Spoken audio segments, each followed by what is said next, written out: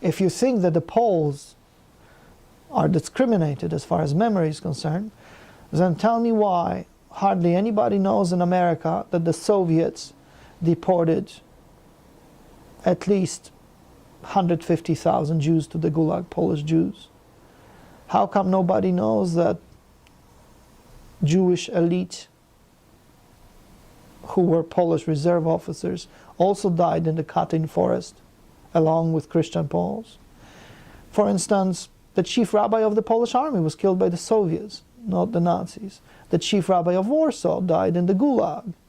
But nobody wants to know. Why? It doesn't tally with the story of Hitler. Stalin was our ally. It takes away from the Holocaust. You see, the Jewish victims of the communists were not victims of the Holocaust, but some other massacres. Just let me put it this way. If you were from the middle classes, and many of the assimilated Jews were, you could send your kids easily to the university. If you were a peasant's kid, you couldn't afford to go. So in some faculties, law and medicine in particular, the proportion of the Jewish students was about 50% sometimes, in the 1920s, for instance, when the Jewish population was about 10%. And the majority Christians saw that as discrimination, so they wanted affirmative action. They wanted to limit the number of Jews admitted to the universities, so they could go. Every act of violence or maliciousness and spite that happened to the Jewish people cannot be reduced to ideological anti-Semitism or theological anti-Judaism. It can't. There are human factors which override anti-Semitism, and oftentimes anti-Semitism is not the most important thing in the world. When the economic situation began changing, the people started arriving in cities, former peasants, and they took on economic pursuits that had been guaranteed in the estate society of feudalism to the Jewish people. I remember reading a Jewish memorial book where invectives were heaped on an anti-Semitic, allegedly anti-Semitic priest and the most anti-Semitic organization in town, which was identified as the Spółdzielnia. The text was in Hebrew, then it was translated into the English, but the name stayed Polish, Spółdzielnia. Do you know what it is? Egg cooperative. A cooperative. The peasants, under their priests, eliminated the Jewish middlemen by selling eggs to themselves and then taking it to the city. That was considered anti-Semitism. I rest my case. In other words, there is a tendency to embrace stereotypes which have no grounding in reality. And I am curious. I want to know what's behind the stereotypes. You know, when I was reading stories of Christian Poles slaughtering Jews after the Second World War, I was horrified. So I wanted to know why. The only way to learn is to research in detail. I was unable to conduct case studies everywhere, but at least I accumulated enough evidence to assemble a scholarly picture of the past, as opposed to effusions, psychobabble, and theories. Do you understand the difference? So why do you expect that I would be popular in contemporary academia? Norman Davies wrote in the New York Review of Books that in America you can be charged with anti-Semitism, and this is a quote from memory, for anything, either if you criticize the foreign policy of Israel or you don't like bagels. So that, I think, should exhaust this topic. Once again, I'll repeat, it's a convenient baseball bat to marginalize legitimate opinion. There is a Polish proverb, for a guy with a hammer, everything is a nail. Get it? If it's a scholarly article, I will always remember. Okay. But if it's, you understand, I file 2 feuilletons a week. I'm sorry, you do what? I file 2 feuilletons, What? short. A feuilleton is a literary form, short Okay. commentary Okay. of 2 to 4 pages. Okay. So I do 2 a week. Okay. And I've been doing it for years. I've been writing for 25 years. Okay. So if you invoke an article I wrote for a popular publication, chances are I don't remember. Okay, well, let me just I'll excerpt a couple Okay. things. If you remember, fine. If you don't, I'll go to the next question. Okay. Well, you said, okay, you said unexplored and misunderstood, the iconic other usually becomes an object of politically correct worship. So I just would like you to elaborate on that. And I think in terms of what sort of American victim, these are my words now, America's victim hero worship, the Jewish community in the Holocaust seems to be champions or central or something. Could you elaborate on that? The issue of American okay. culture? Too many in one. Let me start from the beginning. Mhm. The so-called other is a catchphrase. It comes from the countercultural revolution of the 1960s until the 1960s. The dominant paradigm of understanding ourselves as Americans was that of the mainstream. And the mainstream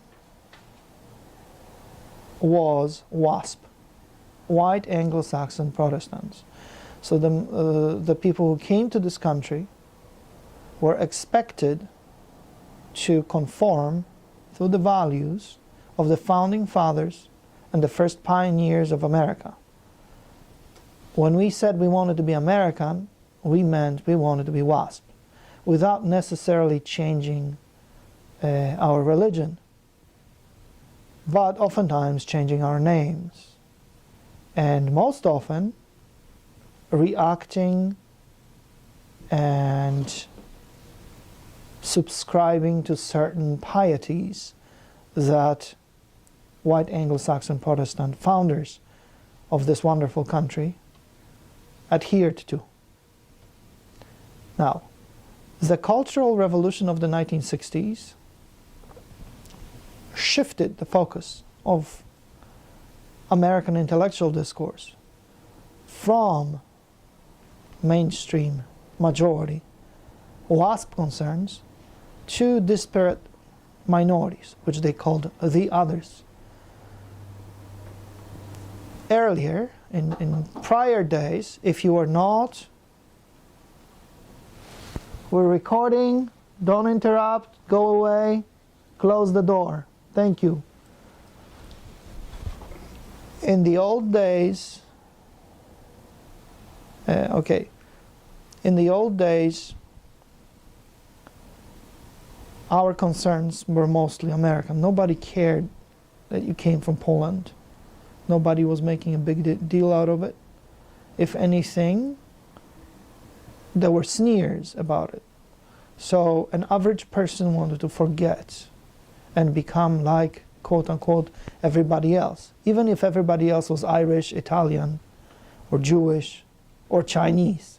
They all wanted and aspired to be mainstream majority. Hence the legend of everybody being the middle class in the United States. Now, since the 1960s,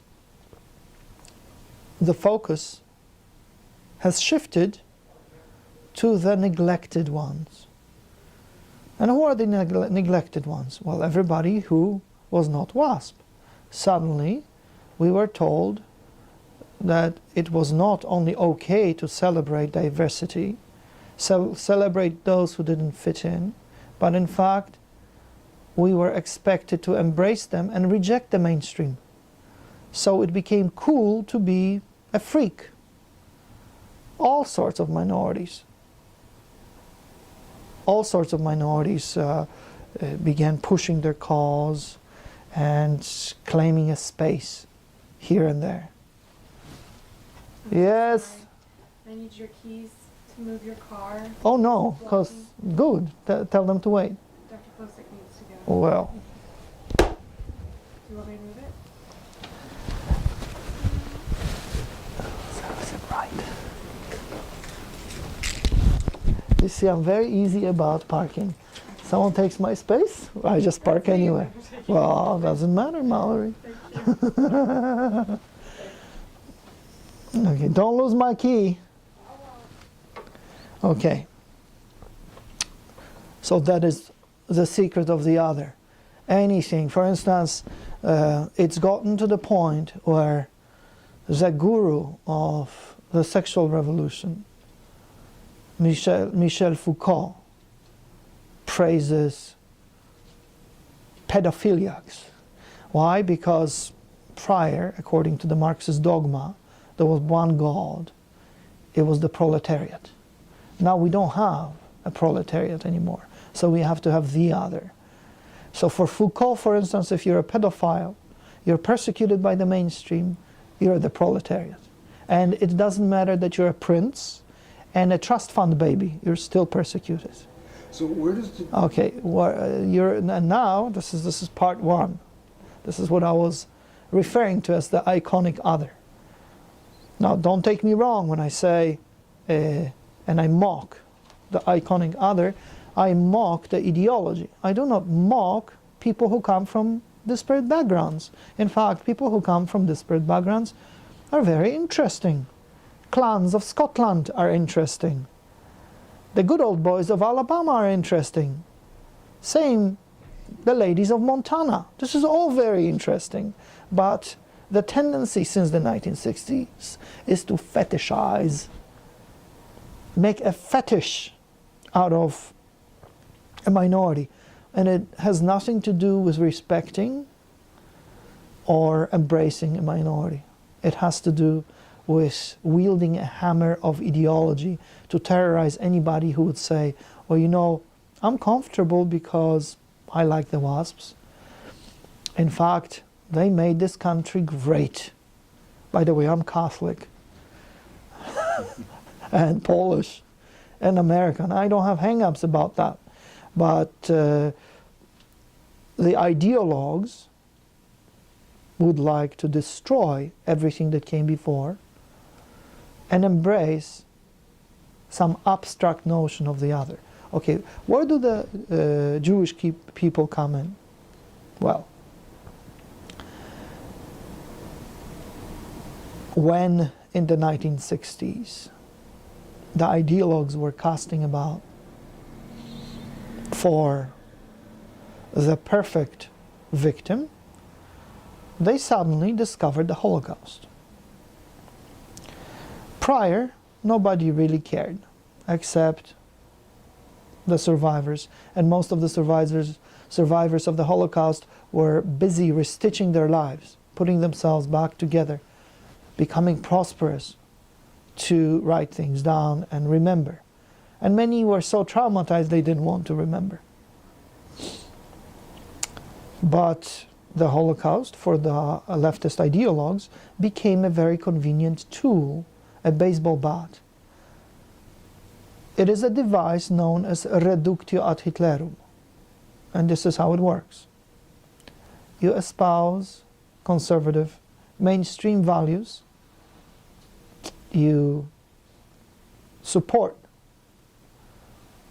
America's traditional streak. Then I will call you Hitler, and you're drummed out of a polite society. It has nothing to do with the Jewish people. and has nothing to do with the Holocaust. It's just a convenient baseball bat. Because as the wielder of the bat, I somehow ascend the moral high ground, and I become the paradigm of virtue. By osmosis, absorbing the suffering of the Jewish people, even if I have nothing to do with the Jewish people or their suffering. So, it's a crime of opportunity, and it's a tool, and it will be discarded by the left as soon as something better pops up. Okay. Now, does it make sense? Yes, Okay. Thank you. Another quote. There's a long paragraph here, but I just one sentence at a time. I'd like you to just you to elaborate on this. Okay. Something you wrote. If you can let me read You'd it. rather read? This is the paragraph. Okay, that's the paragraph. There's four distinct sections there. So, while communists, well, of course, under communism, there was no freedom of speech. One was unable to share individual stories, family stories. One was unable to research anything properly, and one was not able to talk openly about anything, including the Holocaust, except in the pre-approved form. In America, anybody could, even if there was no interest about the Jewish suffering in the 40s and 50s, and everybody and anybody could talk about anything, and anybody could publish anything. I'll give you an example. One of the greatest historians of the Holocaust, Raoul Hilberg, was a student at Columbia University. He announced to his professors, a couple of whom were Jewish, that he resolved to write a dissertation about the extermination of the European Jewry. They told him it was a kiss of death. That was the early 50s. I think he finished in 1954 or 55. You can check it out. It took him almost 10 years to find a publisher. Finally, a Jewish sympathetic multimillionaire prevailed upon an obscure publishing house in Chicago and paid for, I think, 2,000 or 3,000 copies. That's the story behind one of the seminal works, trailblazing, fantastic book, the first one on the Holocaust. Why then? Why from the 50s when no one cared to the 60s? Oh, still nobody cared when it was published. It's just it fell on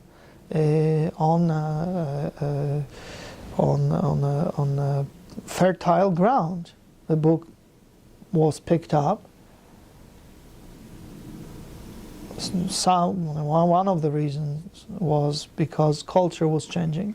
Another reason was that many decent people looked and said, "Oh my God, this was a horrible thing that happened to the Jews. How come we didn't know anything about it?" Do you see? So there were very many factors at work. But I will stress once again, nobody cared. He had problems publishing it, and he was discouraged from pursuing it. Okay, why are we in what some people have called Holocaustomania? Since the 60s, it's just the Holocaust everywhere. Very few people know about very few people know. I mean, I'm going to talk to Richard Lucas about the forgotten Holocaust, as he calls it. Could you address that? Why the Jewish Holocaustomania, and why? Again, you're squeezing too many things in one. So let me put it this way. What is the Holocaust? The Holocaust is exclusively the extermination of the Jewish people.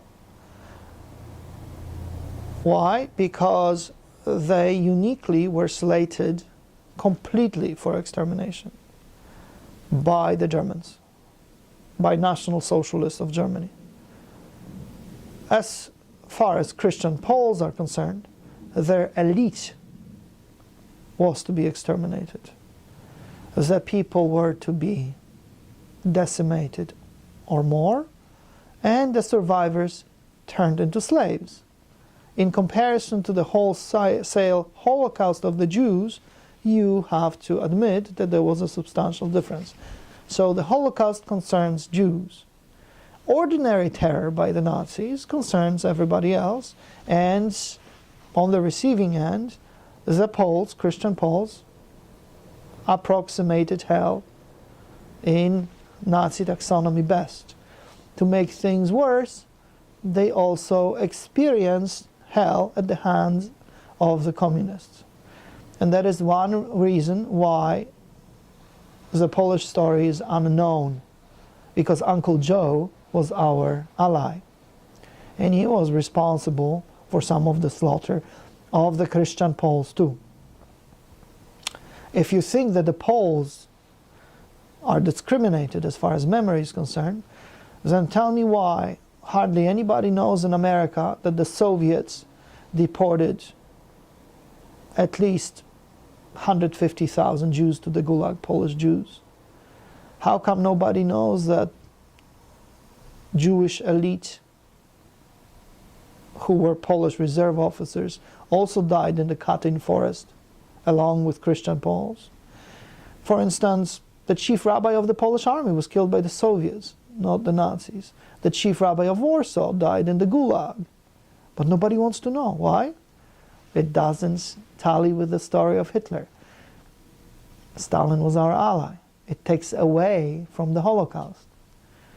You see, the Jewish victims of the communists were not victims of the Holocaust, but some other massacres. So I try to limit my definition of the Holocaust just to the Jews. And then horrible, horrible things happen to everybody else, including primarily Christian Poles. And why is the Polish story not known? Well, it's very interesting, and there are very many theories. One is the defensive theory, and that is that some people charge that the Holocaust became the main prison to look at the suffering, human suffering during the Second World War, and therefore it's difficult to introduce another narrative. I think it's an excuse, because if you want to tell your story, look, you've bothered to come and ask me questions. What took you so long? Why didn't you do that in the late 40s and 50s, when all the people were alive in Detroit and Chicago? They could have told you zillions of stories. Why was nobody writing things down? Where were the clubs, Polish clubs? Why didn't Polish kids from college and high schools walk around neighborhoods writing things down? Why weren't there things published in local newspapers? Why didn't anybody endow scholarships for the kids to do it? Why aren't there Polish chairs? Why aren't there Polish publishing houses, or at least wealthy Americans of Polish descent who would help things along just the way the fellow did for Raoul Hilberg? Okay. So if you want to be heard, speak up. Okay. What about the fact that this is very controversial, the Jewish presence in the Soviet oppressive apparatus? That's been controversial to check a secret police. Could you elaborate on that whole thing?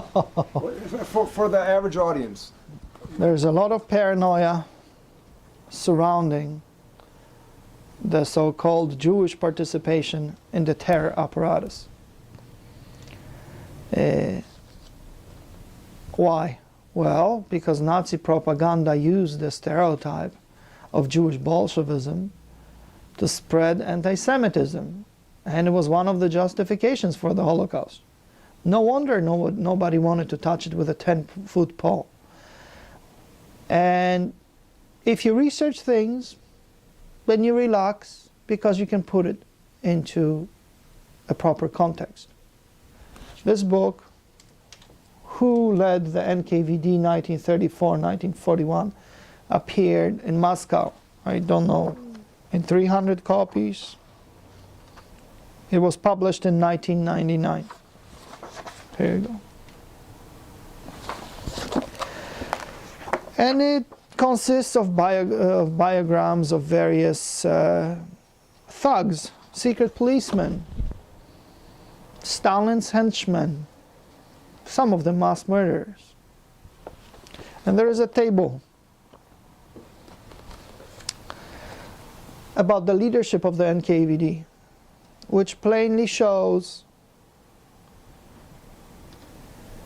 that the so-called Jewish domination of the secret police was a myth on several levels. Number one, was there ever Jewish domination in the secret police? Yes. In 1934, there were 37 Jews. That's in July 1934. By February 1941, there were, by January 1940, there were 6 left. So even if we say that there were 37 Jews in leadership positions at the head of the NKVD, 37? You're going to blame all the Jewish people for 37 pathological cases? You see, 37, there were 30 Russians, there were 5 Ukrainians, there were 4 Poles, 7 Latvians, 2 Germans, 3 Georgians, 1 Armenian, 1 Azeri, 3 Belarusians, and then I think 3 people that don't mention their nationality, so there's no data. So what? At the peak of their influence, so to speak, a handful of criminals, communists of Jewish origin, a handful constituted a plurality of secret police leaders in the Soviet Union. And I'll tell you more, 2 of them were in charge of the so-called Polish operation of the NKVD. This occurred in 1936-37. I'd say between 100,000 and 200,000 Poles who were Soviet citizens were exterminated out of 600,000 Soviet Poles. This was the single largest act of genocide on the Poles in peacetime. And guess what? Then Stalin took those 2 after they were done with the Poles and shot them. Okay. If we don't talk about issues, if we don't study them, then paranoia develops. And you can also say things like, well, the head of the secret police in Poland after World War II was Jakub Berman. Yeah. He is responsible for numerous deaths. But you have to remember several things. I don't buy the canard that someone who chooses communism ceases to be Jewish or Polish or Russian.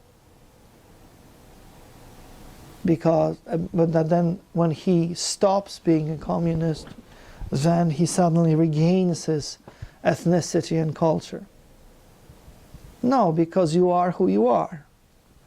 From the point of view of the perception of the outsiders, it didn't matter that Jakub Berman was a communist, a follower of Stalin and a Soviet. The people perceived him as a Jew, a Jewish communist in Poland. Now, but there is something called free choice. I can say, to hell with all Poles and the Catholic religion. I think today I'm an Eskimo. And that appeals to liberal sensitivities because I make a free choice. I emancipate myself. But then at the end of my life, I feel bad and I go back to my old ways, and according to liberal taxonomy, I once again become Polish. But you see, Polishness or Jewishness are a matter of choice from the point of view of the individual, but not from the point of view of the public. Felix Dzerzhinsky was a Soviet and a communist. Would you deny that he was also a Polish nobleman? He came from a noble family. My family knew him. His brother used to complain to my great-grandfather, "This bandit, what the hell is he doing in Russia? This criminal," that's his brother, in Vilno. Do you see how complex all of this is? And I don't know if you've ever heard about it, any of it, or ever pondered it. But I would be surprised if you have, because nobody talks about it. Nobody wants to go on the record. Okay. Can I hop over? This is a big issue, and it's the issue of anti-Semitism. And you have been charged with being an anti-Semite. So has Jimmy Carter. So has... Everybody's an anti-Semite. Could you discuss the politics of this? Okay. Norman Davies wrote in the New York Review of Books that in America you can be charged with anti-Semitism, and this is a quote from memory, for anything. Either if you criticize the foreign policy of Israel or you don't like bagels. So that, I think, should exhaust this topic. Once again, I'll repeat, it's a convenient baseball bat to marginalize legitimate opinion. If I were an anti-Semite, I'd tattoo a swastika on my forehead and proudly display it. And I would brag about it, because I have nothing to hide. It's a free country. I don't aspire to any offices, and I'm not hiding from anybody. But you see, my detractors think the following: he says this much, imagine what he really must be thinking. Well, because I'm at peace with myself, and I'm happy with who I am, I think exactly what I write. In your articles, there are people you have argued that anti-Semitism, the charge of anti-Semitism in Poland takes over. All bandits are accused of anti-Semitism. You know, thievery. There's a whole. You have a whole. There is a Polish proverb: for a guy with a hammer, everything is a nail. Get it? Yeah, but could you elaborate? I do, but in terms of these issues, I'd like you to talk about those issues, if you would. The different You're things. really referring to after the Holocaust, and Yes. or Yes. well, it also concerns anything before the war, after the war. Anything can be seen through the prism of anti-Semitism. Was the world anti-Semitic? Absolutely yes. In the 20s and 30s in particular, culture was permeated by anti-Semitism everywhere.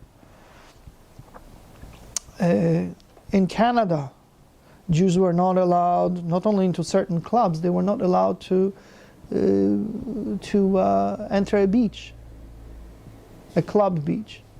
In Chicago, there were plaques on buildings: no dogs or Jews allowed. Is it good? No. That's simply how culture was. However, every act of violence or maliciousness and spite that happened to the Jewish people cannot be reduced to ideological anti-Semitism or theological anti-Judaism. It can't. There are human factors which override anti-Semitism, and oftentimes anti-Semitism is not the most important thing in the world. For instance, I like your glasses. I'm going to punch you on the face and take them, because I'm a thug and I can, because I'm stronger than you. Am I anti-Polish? Is this an act of anti-Polonism? I don't think so. Possibly I don't even know who you are. If I rape a Hindu woman, she looks different than a European, But do I have to know that she's Hindu? Is it an act of anti-Hinduism or a rape, dastardly lust? What is it? Where does this? Why is there such a template for this? And in the Jewish community, the hammer, the idea that The baseball bat or hammer. You use the proverb hammer also. What is it? What's going on here? Well, you should go to the Jewish community, and I'm sure you'll get a zillion opinions. There's no the Jewish community and the Jewish community spokesman. It's a very, very pluralistic community, and everybody has a different opinion. Obviously, when someone shouts anti-Semitism and anti-Semites, the community reacts, usually adversely towards the anti-Semite. But most people in the Jewish community have no time to discern whether the threat is real and imagined. And there are community activists and intellectuals who professionally spend their time identifying threats. And some of the threats are legitimate. For instance, you know, in the Netherlands these days, the police took to dressing in Hasidic garb. Do you know why? Because there have been attacks on rabbis and religious Jews, spitting and beating. So the threat is real, mostly by Muslims, Muslim immigrants, but not only. So the threats can be real. On the other hand, if you touch on academia in the United States, it's no secret that leftists, communists or liberals, don't see eye to eye with the likes of me. And if they do not want to debate anything on the merit, if they do not feel like researching, and if they do not like to delve into difficult topics, then the easiest thing to do is shout anti-Semitism and say, denounce me to prominent people in the Jewish community who have no time to read my books and give me a fair hearing.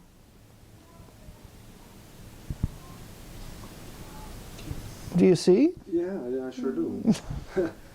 Along with that, what was your experience on the Holocaust Museum Council? And one, I asked that, may I frame it by saying I've interviewed Bill Duna, who was the first Gypsy Roma on that council, and I also interviewed Ian Hancock, who was the second, and they're bitter to this day about their treatment as Gypsies. Were you treated well with your political perspectives on all this, or what was your experience? My experience was polite and proper.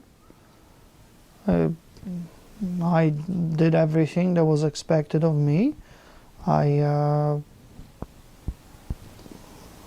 showed up at the events and listened very attentively. I learned quite a bit about organization, support and solidarity.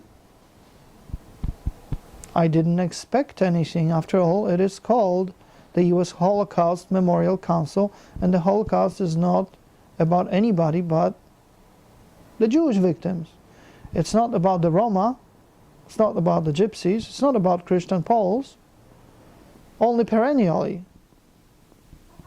If the Roma want their own council, they should have it. And if the Jewish minority invites everybody else, you know, I was a token Christian, then fine. The President of the United States asked me.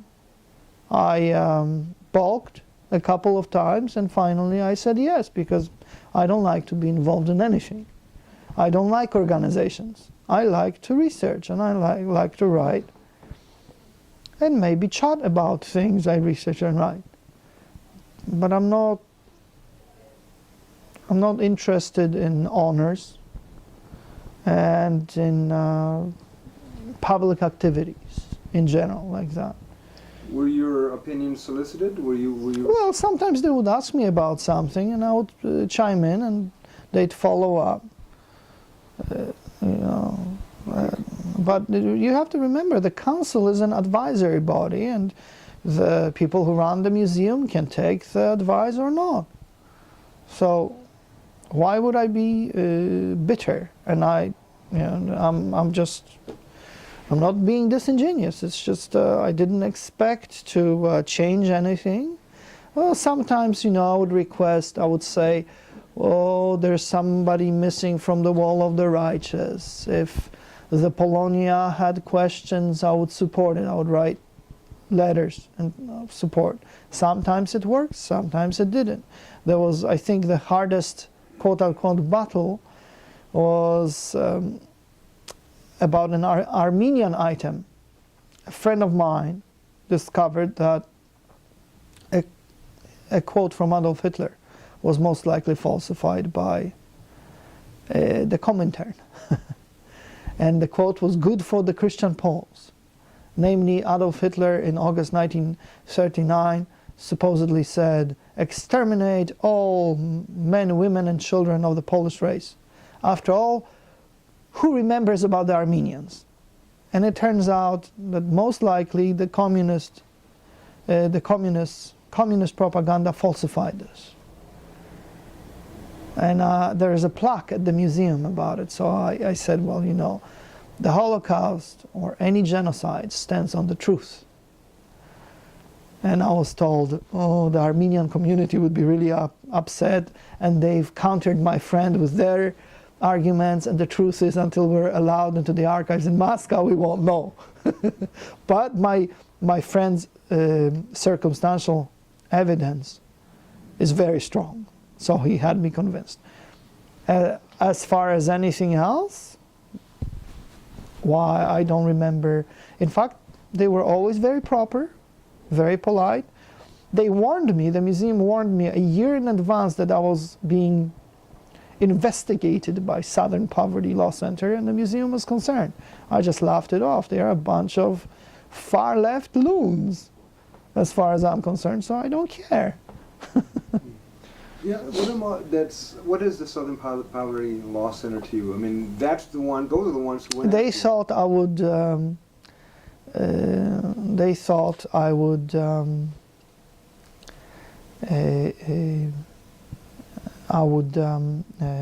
actually seek reappointment from Obama.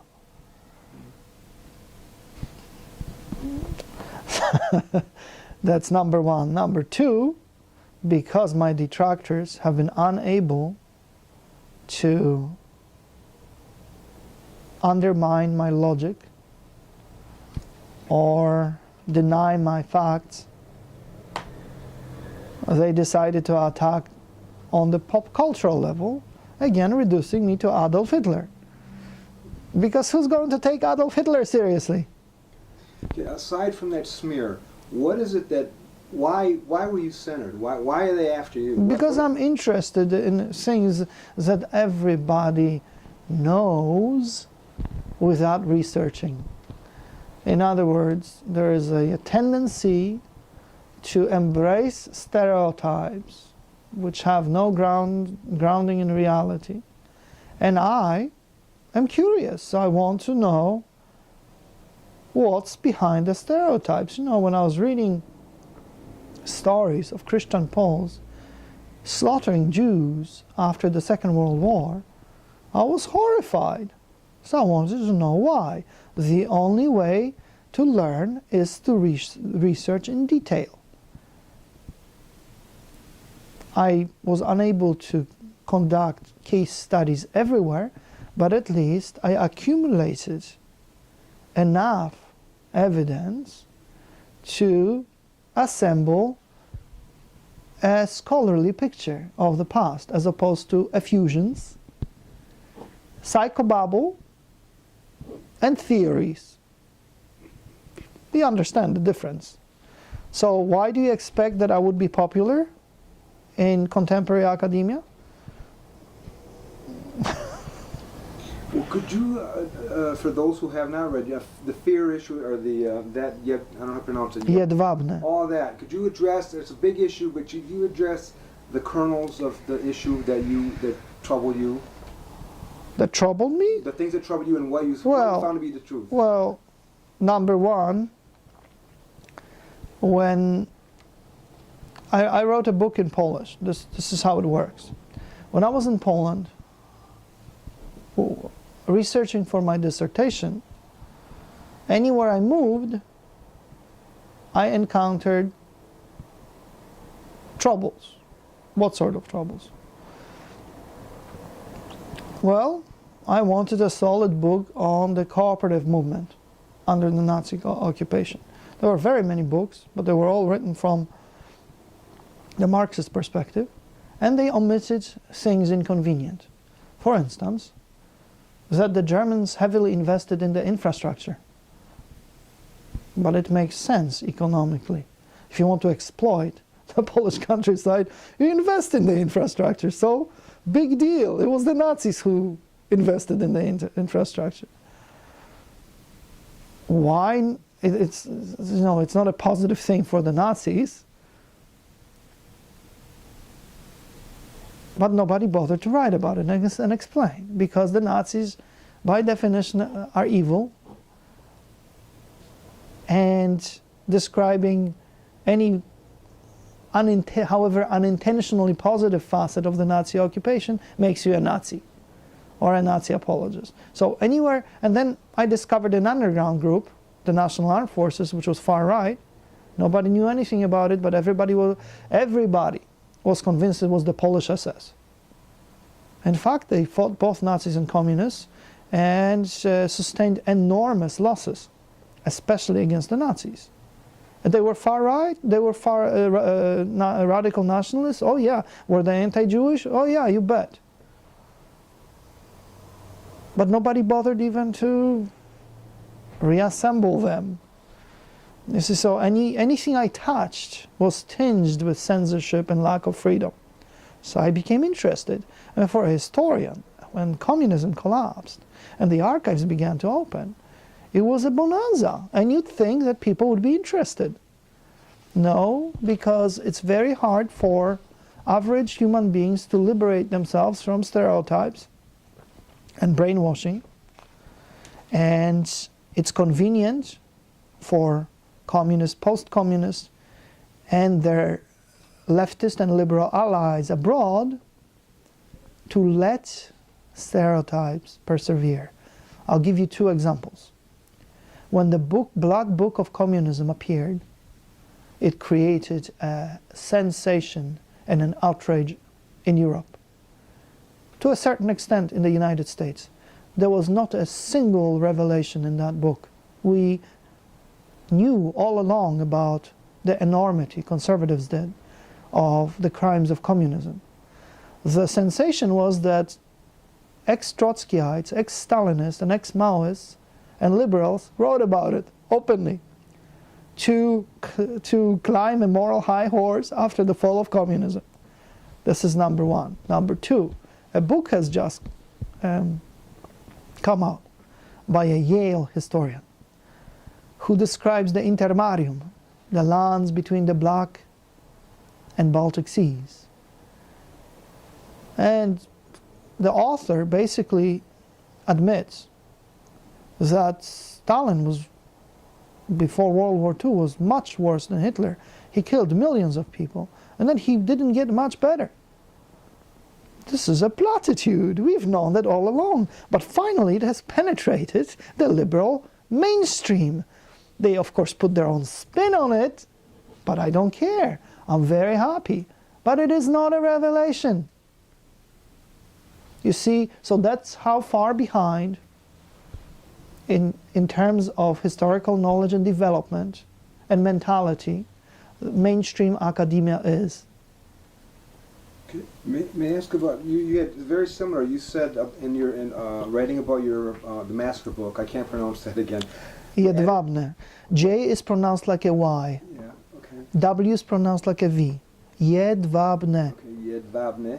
Okay, Perfect. You say, the editor also informed me, this is at the Rzeczpospolita, yes. The editor also informed me that practically all Polish scholars and pundits contacted directly by him refused to review the book critically They were averse to voicing dissent lest they be tarred anti-Semites. Yes. Oh, Discuss all that again. well, he called me and said, "Oh, come on, Marek, we'd like you to write about it." I said, "Look, I wrote a book about Jewish-Polish relations 2 years before Gross, a huge book, a thick book.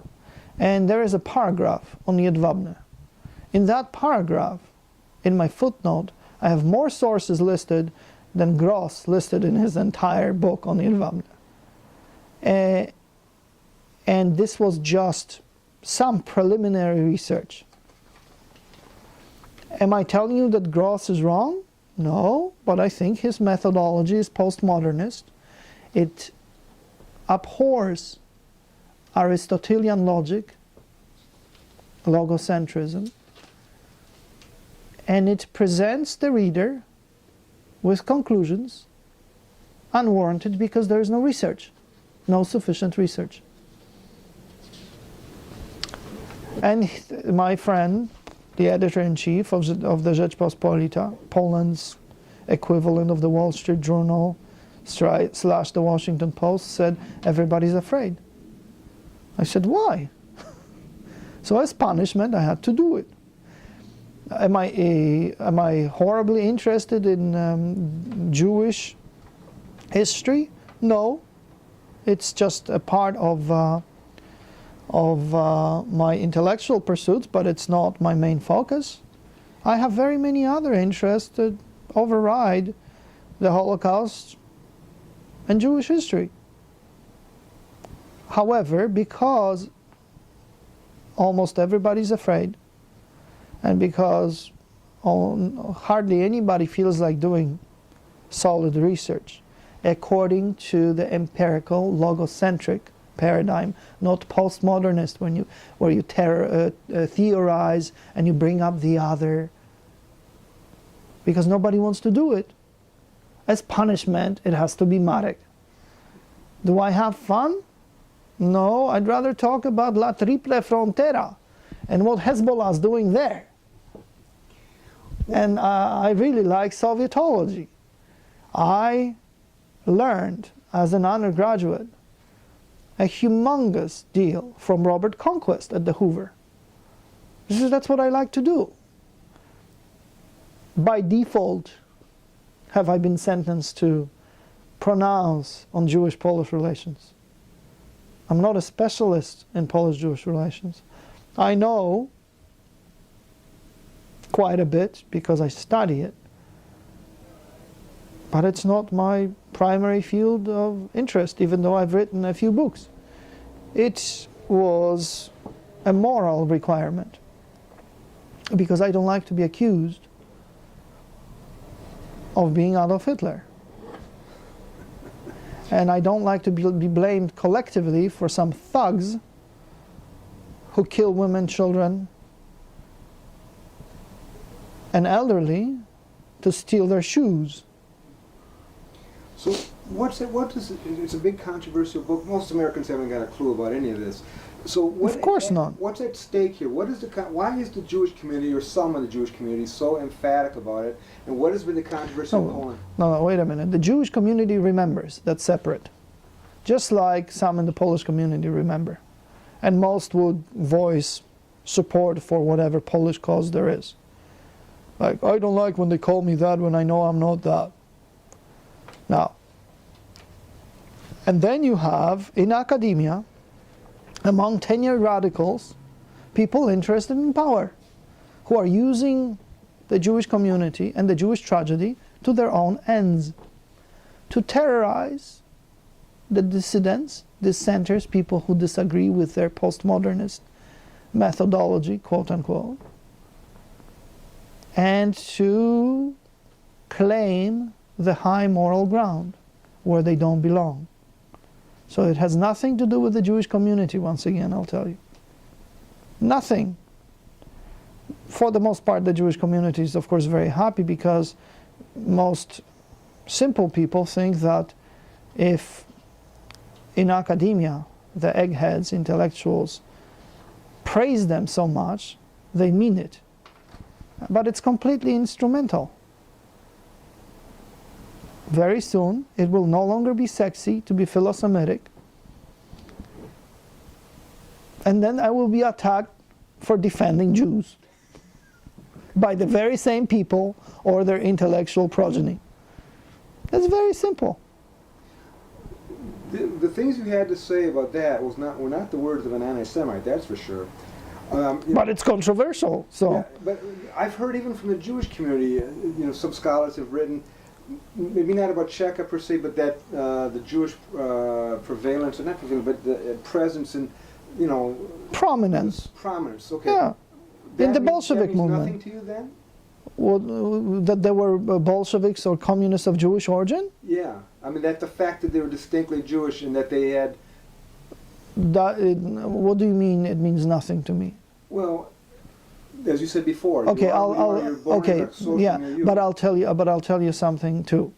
You have to understand and appreciate that in a revolution, there are clumps of comrades, like-minded, who suddenly are elevated to the top, and they stay at the top in clusters.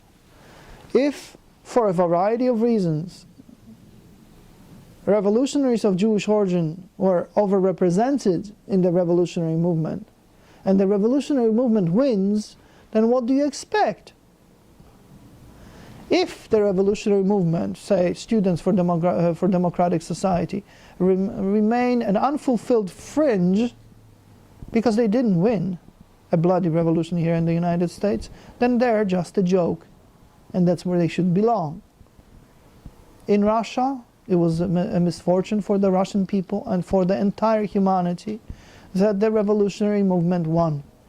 And clumps of pathological individuals like Felix Dzerzhinsky and others were elevated to the top. Now, whom do you think Felix Dzerzhinsky brought to the Cheka? The Poles. People he knew. Because there were no democratic elections, you just take the ones you like. And there are no elections except for ruthlessness. So the Poles in the Cheka were shooting everybody else. Were there ethnic antagonisms among the Czechists? You bet. Oh, you bet. People would say, oh, the Latvians are real bastards. No, I'm not kidding. I'm not kidding. But when we're talking here, we understand. Revolution means, the victory of the revolution means victory of pathology.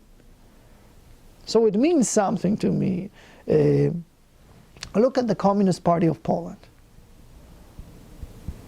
I don't know, 4,000 or 5,000 people together before World War II. The leadership was heavily Jewish, maybe 50 people. So half the top leaders were Jewish. At the same time, you had over 3 million Jews in Poland. They were not communists. And the largest single party was Aguda Israel for a long time, ultra-Orthodox. How are they communists? The second largest was Marxist Bund. Then the Bund won the elections, so it upstaged the Aguda Israel. And very many other Jewish groups were leftist.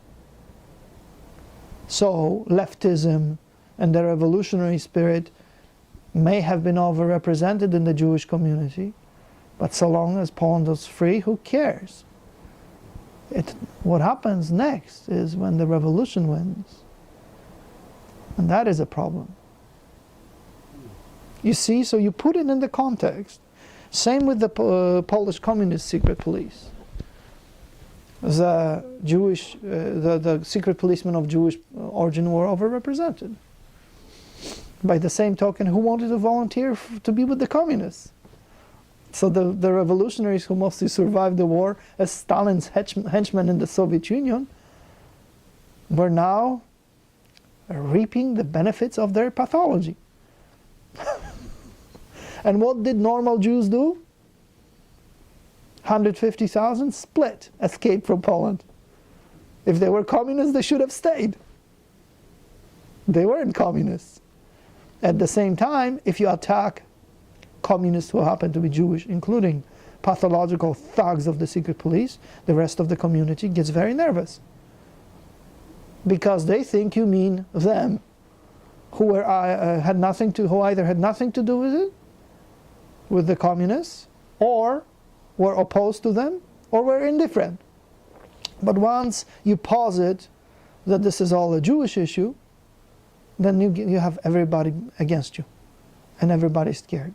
So anytime anybody attempts to study such controversial issues and explain them, to understand for oneself, because I wanted to understand. I heard all the gossip, but until you tally things, you don't know. So until then, you don't know. And when you actually study it and write about it, then the suspicion is, what is he really saying?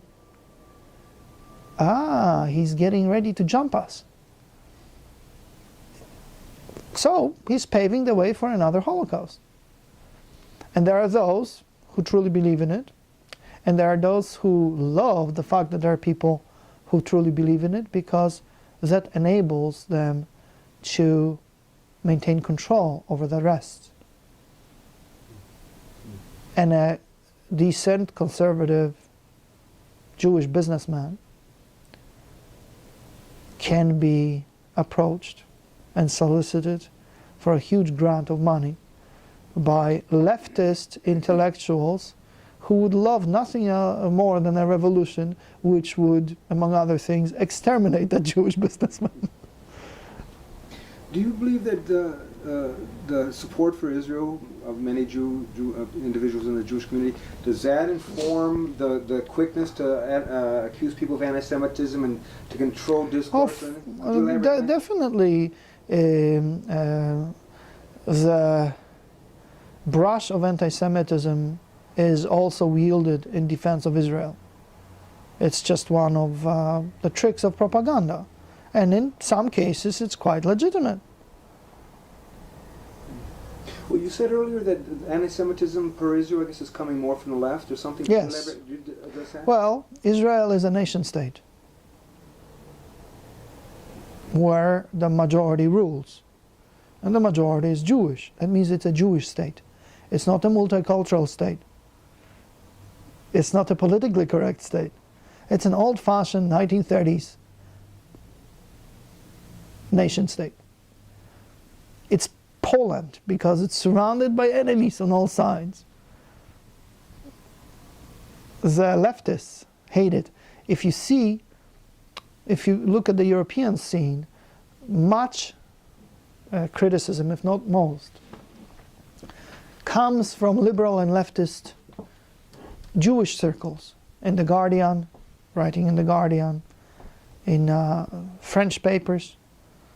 And it's eerily similar. They would like Israel to dissolve and become some kind of a utopian, kumbaya, multicultural society. Well, it's not in the cards. So Israel increasingly has been annoying the leftists. Why? Because it's a normal state. It's like what most states of Europe used to be. Now Europe is a project in multiculturalism, and Israel is a threat to it. It's incongruent with it. And as you know, the leftists are so tolerant that they try to destroy any opinion that doesn't tally with theirs. This is controversial too, but it's pretty widely acknowledged that many in the left, of the liberal community, are Jewish in this country. So how does that fit into your paradigm of understanding, or does it? Do you dismiss that as a factor? Do I dismiss? I mean, the issue is, I guess, the people who want to criticize you, who smear you and stuff, it seems clear to me that it's your politics about left and right that it seems I would agree with you from what you've told me. As opposed to being an anti-Semite, it's ridiculous, that charge. But everything's complicated because, again, the Jewish community is prominent. Yes. Liberals and all. Well, no. The Jewish community tends to be liberal, but the ones I hang out with happen to be conservative. I have here we have Professor Herr Bromerstein, who's one of the staunchest champions of Poland. He's one of the people to write letters, and not only Juliana Pilon and other friends and colleagues I have, if they love freedom including freedom of inquiry, and if they're patriotic and respect tradition, then everything is just fine. The problem is that the most prominent leftist and liberal intellectuals who happen to be of Jewish origin hate themselves, and they hate their own tradition. That includes religion, history, etc. And they even hate more anything that constrains them, and that is the old way of America, or the old way of the West. Is this because they're Jewish? Well, I think it's because they're revolutionaries, they're unbalanced, they crave power. Look what happened to religion. Did you see the posters outside? I have anti-Jewish Soviet posters from the 1920s. The Soviets essentially exterminated the Jewish religion along with the religious in their country. And the person in charge of that campaign, intellectually, was a communist of Jewish origin. Do you think that he winced at persecuting Jews? He did the same thing to Catholics, Orthodox, Buddhists, everybody, Protestants. Was there a function? Was his Jewishness a function? I think he was an equal opportunity hater. If you're a revolutionary, you want to destroy everything old and build anew. Me, as a conservative, I believe in continuity. That's what gives us strength. So much of this nonsense has to do with perceptions, with the way we approach life at the deepest level. But the easiest thing, you see, intellectuals in academia think that normal people are morons. So the best thing to do is use stereotypes, besmirch me in a primitive way, and something will stick. Is this, I mean, it's quite clear. Look how long it's taken me, and look how much you had to read to emancipate yourself from the straitjacket of intellectual prison constructed by the countercultural revolutionaries of the 1960s. And it's not fun. It's challenging. It's complicated. But it's very interesting. They don't want any of that. The more primitive the message, the better. They think if there's any departure from the model, then their dominant position is threatened. So anybody in the way has to be destroyed, including Israel. Okay. Could you discuss what were the social phenomena that contributed to Polish and Jewish hostility over the centuries? Even we will never leave here. Can you synopsize it? No, because you want sound bites. There are a number of levels. I'll tell you very quickly, and it's bastardization, and I object to it strenuously. Because first you would have to read, and then we could have a discussion. Then you would have to force everybody who watches it to read, and then I could do a synopsis. Because it simply does not render itself to explication. Let me put it this way. Different civilizational levels. Culture. Culture is different. Culture is the way we were civilized, the reflexes that make us know what is right and what is wrong, and how to go and organize our everyday life. That's culture. It was different for the Jewish community, and it was different for the Christian community. Then, the Poles, of course, are Christians. Next step is the economy. Early modern and pre-modern Poland, and the Commonwealth of Poland, Lithuania, were organized according to traditional agricultural lines. The people were peasants, they farmed. The nobility were the defenders, so they fought, or they were gentlemen farmers. The burghers traded and so did the Jews, because Jews wanted only autonomous, not general privileges. They were supported by the kings and the nobility against the burghers.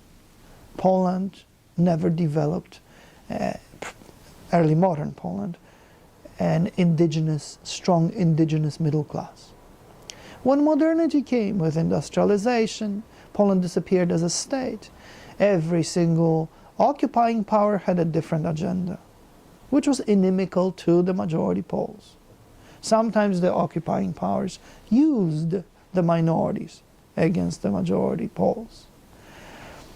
When economic development occurred, it was uneven because the occupying powers were not interested in any rational economy.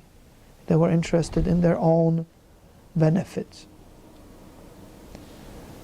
When the economic situation began changing, the people started arriving in cities, former peasants, and they took on economic pursuits that had been guaranteed in the estate society of feudalism to the Jewish people. I remember reading a Jewish memorial book where invectives were heaped on an anti-Semitic, allegedly anti-Semitic priest and the most anti-Semitic organization in town, which was identified as the Spółdzielnia. The text was in Hebrew, then it was translated into the English, but the name stayed Polish, Spółdzielnia. Do you know what it is? Egg cooperative. A cooperative. The peasants, under their priests, eliminated the Jewish middlemen by selling eggs to themselves and then taking it to the city. That was considered anti-Semitism. I rest my case. And it gets more complicated. Just let me put it this way. If you were from the middle classes, and many of the assimilated Jews were, you could send your kids easily to the university. If you were a peasant's kid, you couldn't afford to go.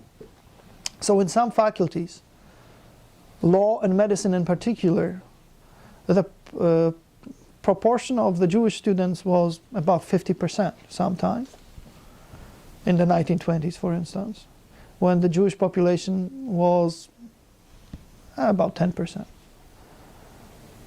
And the majority Christians saw that as discrimination, so they wanted affirmative action. They wanted to limit the number of Jews admitted to the universities, so they could go. It's very similar to what we have in California, their Asian quota. Asians don't get to go to Berkeley. But if you're the people, for instance, black, then you don't need to have great grades. You'll get in. And that's what the peasants wanted in Poland. They organized themselves politically, and the party that championed their cause was very anti-Jewish. It's also supported Christian merchants and cooperatives, and so on, but nobody ever talked about or dreamt about extermination. Period. Were they rabidly anti-Jewish? Absolutely. As rabidly as Father Coughlin here in the United States. What about and it's important to study the anti-Semitic literature and what they actually said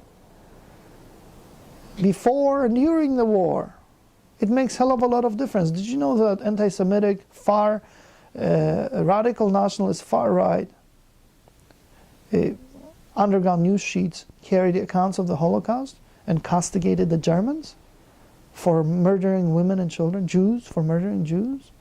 So Polish nationalist anti-Semites risked their lives to put out news sheets in defense of Jews, even if sometimes they were crude about it. What about this notion? It's widespread in the Jewish community. The Jews have only faced persecution at the hands of Poles and everybody. discrimination, harassment, and I've heard the famous quote by Yitzhak Shamir. I think Poles are raised with the mother's milk, and they sucked anti-Semitism from their mother's milk. Michael Berenbaum used that on you in that article. Yeah. You recall that? Could you discuss that? What is all that about? The fact that I don't know. Well, you have to ask Michael Berenbaum, and you also have to ask. You also have to ask Yitzhak Shamir. My family did not spend an inordinate amount of time sucking Jewish blood or talking about things Jewish. That was not a priority growing up under communism. In fact, manifestations of hostility, at first, I took here in the United States as jokes. Here is an anecdote. My sister was an assistant to Nancy, I forgot her name, a professor of literature at Berkeley. And Nancy got very excited because her mom was coming from New York and invited my sister to meet her mom. Her mother, who was a child when she left Poland in 1937, stood in the open door to welcome my sister as follows. She grabbed her hand and said, and yelled in Polish, "Did your parents tell you how they murdered Jews during the war?" My sister was really burst out laughing because she didn't know what to do. So, if you would like to analyze the pathology and insanity, talk to Shamir and to this dude. Don't talk to me. I can't reverse psychoanalyze somebody who is unwell. Okay. But basically your struggle has been against this kind of wall of a particular history that in your view has not really been defamatory against so don't take it out of context, but I'll tell you this. I'm a Hindu. Automatically, I'm anti-Muslim if I take my religion seriously. Automatically, I am anti-Christian if I take my religion seriously. In other words, if I have a wife, I think she's the most beautiful woman in the world. It doesn't mean that I'm telling you that your wife is an ugly pig. All I'm saying is that my wife is the best. For Shamir and this other dude, that's anti-Semitism. If I am an American, I think America is the greatest country. It doesn't mean we don't have our problems, but everybody else sucks in my book. I'm also Polish. I think the People's Republic sucks, but Polish history is second to none. Polish tradition, hey, and I'm Catholic. You think I'm going to be ashamed that I'm a Catholic? I don't know what Vatican II was. I don't. So, by the force of inertia, I'm anti-Hindu. I'm also anti-Zoroastrian. But it doesn't follow that I will go around with a baseball bat and beat the Zoroastrians on their heads. I'll just say to them, sorry dudes, you missed your boat. Could you discuss the Does it make sense? Do you understand? Yeah. Oh, You're a okay. very interesting guy, and this is It's not my fault.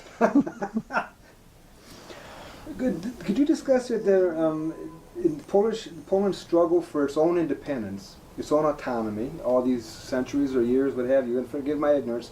You also have the Jewish community, and you have the Hasids, you have the Bund, you have Jewish a variety of groups, yeah. A variety. Could you discuss the tensions within between the Polish nationalism and Jewish nationalism? First of all, there were tensions within the Jewish community. The tensions were brought about by modernization. There were tensions because Jews enjoyed autonomy under the Commonwealth of Poland and Lithuania, and then very many other arrangements remained in place. Jews, the Jewish community, leaders, did not like their young to emancipate themselves. Well, I'll give you one example. In the middle of the 19th century, if I remember, in Lvov, there was a Reform rabbi. His Orthodox rivals poisoned him as a heretic. This is just one example. I could multiply. So there were tensions within the Jewish community. There were tensions between secular Jewish nationalists, Zionists. There were tensions between Jewish Marxists like the Bundists and liberal religious Zionists, the Mizrahi group. They all hated each other and beat each other up when they could. The Zionist revisionists, do you know who they were? Menachem Begin's boys ran around in brown uniforms, with hats with blue trimmings and a menorah, blue epaulets, and gave the Roman salute. The Roman salute? Yes, yes, not the Hitler, the Roman salute, because Mussolini introduced it. Well, you see, you are a child, a prisoner of History Channel, which we call the Hitler Channel. It was the Roman salute, and everybody who was not a communist used it. Communists, socialists, anarchists, and liberals used the fist salute. Everybody else did the Roman salute, and Hitler lifted it from Mussolini. So Begin's boys did the Roman salute too. The American Boy Scouts did the pledged allegiance to the flag with their hands raised. It was all right because it was a symbol of nationalism then, among other things. So there was strife within the Jewish community. And as Jews were becoming emancipated, they demanded that on the one hand they be allowed to integrate themselves, but on their own terms by retaining autonomously their nature and institutions. And the Poles said, wait a minute, we as Christians want to keep our ways. And the Jewish community would say, that's discrimination. But the Christian Poles would say, but you guys want to have your autonomous institutions. Your own clubs, we're not allowed to go there and participate. So, modernity wreaked havoc on the traditional arrangements of what used to be the Polish-Lithuanian Commonwealth and its society. And there are always upheavals when there is change. Look at what Obama has done to this country. This I have a question right up your alley, I hope. Chabad, you know who Chabad, Yes. the pictures? Okay. Yeah. Do you know about Postville? Do you know any knowledge about what that is? Long story, but essentially let me ask you this question. Shabbat or Chabad also maintains guest houses around the world. Right. But the essential thing about them that I find so interesting, and you might be the man to ask about this, is they are extremely chauvinistic, they're segregationists, some argue they're racist, and on and on. They're not as extreme as the Kach party. Well, that may be, but the point I want to ask you is in America, which is multicultural, which is diverse, all these things, there are tolerance, all these institutionalized things, a group like that believes none of it. So? It rejects it all. So what's your sense about that? The fact that this society protects, there's a fundamental And that's irony. what freedom is all about. Could you elaborate on that? Well, in the Polish-Lithuanian Commonwealth, there was freedom of religion for everybody, including Jews and Muslims. Why? Because when the Poles heard what Catholic fanatics did in Paris, how they massacred Protestants during the night of St. Bartholomew, the parliament in Warsaw passed a law called the Confederation of Warsaw in 1572, guaranteeing freedom of religion to everybody. There were no wars of religions in the Commonwealth. So for me, it's quite consistent. Almost all the Jewish sects, except the Sabbatians, who originated in the Ottoman Empire, but all the major sects, including the Lubavitcher, originate from the Polish-Lithuanian Commonwealth, because there was freedom there to be anybody you wanted to. And same with America. Hey, we have Aryan Brotherhood. We have freaks like you wouldn't believe. So what? So long as Dzierżyński and his boys don't get into power, they can be Dzierżyński and his boys. And we should keep them under surveillance. What if they get into power? Well, then we have to kill them. We have to fight till the last drop of our blood against an attempt to usurp power in this country by the pathological fringe. But you respect their right to be, as you describe, a pathological? I don't respect them. I think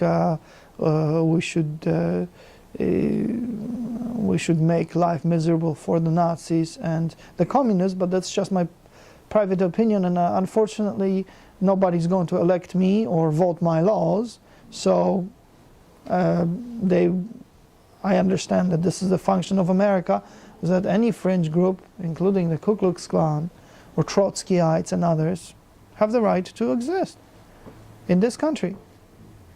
Okay.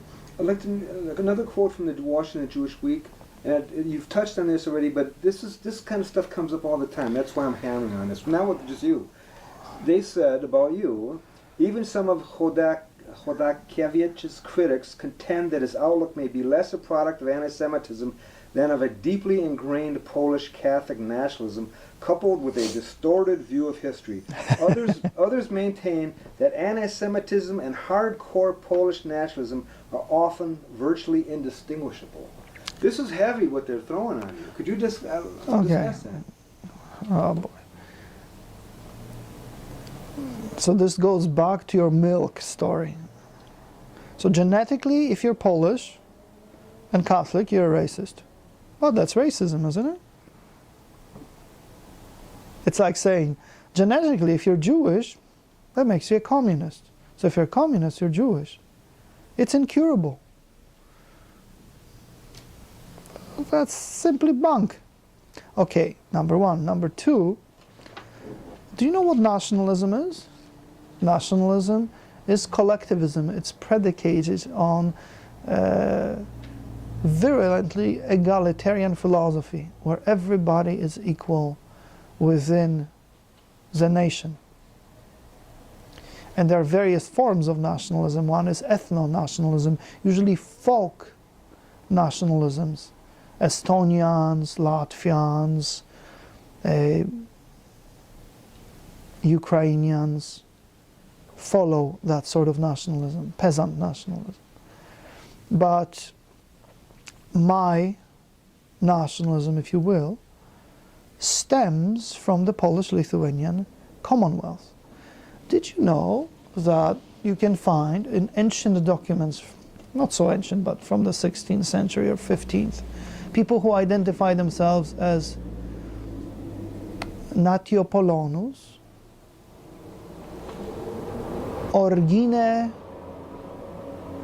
Natiopolonus, gens Rutenus, civitas magnus ducatus Lituaniorum, et origine Judaorum. So a guy identifies himself as, I am of the Polish nation, of the Ruthenian people, a citizen of the Grand Duchy of Lithuania of Jewish origin. I will translate it to you. He said he was a Polish nobleman who assimilated into the Ruthenian people, meaning boyars, and his origin was Jewish. He was Christian, of course. So this is, does it sound American? Because that's how Americans talk about themselves. Meaning, oh, I have some Apache blood, but my grandma was Irish. In Hawaii, my friends all were, Portuguese, Korean, Japanese, etc., etc. In other words, it's not ethno-nationalism, not integral nationalism. Polish nationalism cannot be ethno-nationalism because it's a contradiction in terms, for Poland is an heir to the previous avatar of the United States of America, the Polish-Lithuanian Commonwealth, which was a unicultural but a multi-ethnic empire. So the idiots show their ignorance and advertise it to the world, which is as ignorant as they are, and that's what they bank on. And here I'm returning to the Polish-American community. We need $1 million because I'd like some kids from the Polish-American community to come and study here. So please, send us $1 million. I'm not kidding. These are called scholarships. I am completely not joking. And the Polish-American community has the money. They just don't understand. Instead, they stew in questions. All the questions you've sent me before and the questions you're reading, this is how they think. This is what they say. They completely lack any in-depth understanding of their own predicament. Because there's nobody to explain it to them. And could you compare that to the Jewish community? Yeah, they endow chairs. They found scholarships. They establish publishing houses. They maintain institutions. Do you know the mighty Polish-American Congress? Do I know of it? Yeah. I know of it. Well, I've heard of it. do you think it's powerful? How many people does it have here in D.C.? Well, I'm talking about, let's say, a lobby. I don't know. I don't think they have a couple of volunteers. Just the outfit of the Anti-Defamation League in D.C. Do you know how many staffers they have? 140. So the mighty Polonia would do well to get me a couple of assistants who would become students and learn something. And it'll be politically incorrect and fun. I have some Americans of Polish descent. I always have to make phone calls to my family and friends to beg them for money. Like, send me $5,000 for tuition. So Why? You tell me, I'll interrogate you. Why don't they do it? I mean, they've been in America for over 100 years. So what does this mean then in the terms of the definitions of what Poland is and was per the Jewish power? I get the terms are thrown out: Jewish lobby, Israel lobby, all those things. They're stereotypes. Pardon? They are stereotypes. Discuss, please. Well, the Jewish community is as pluralistic as any because of the fact that it's an ancient religion, ancient civilization. Its cohesion is better, and its solidarity too. They quarrel all the time, but nothing rallies the community better than threats. Threats to Israel, threats of anti-Semitism, etc., etc. And they pull together and help each other, even when they hate each other. The Christian Poles are incapable of doing anything like this.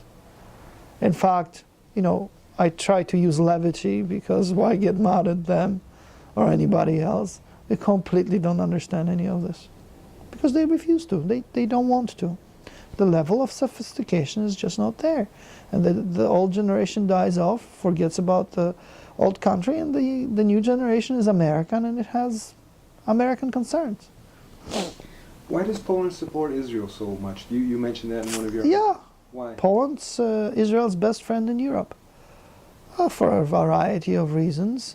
One is that the dominant paradigm right now is liberal in Poland.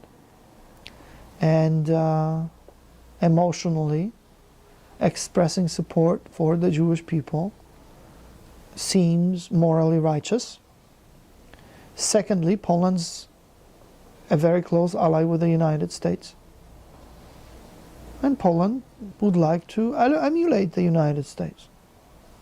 And there are very many other reasons too. Do you know about the special envoy in the State Department for combating anti-Semitism? Yes. Do you know about that? Yeah, he visited us at the museum.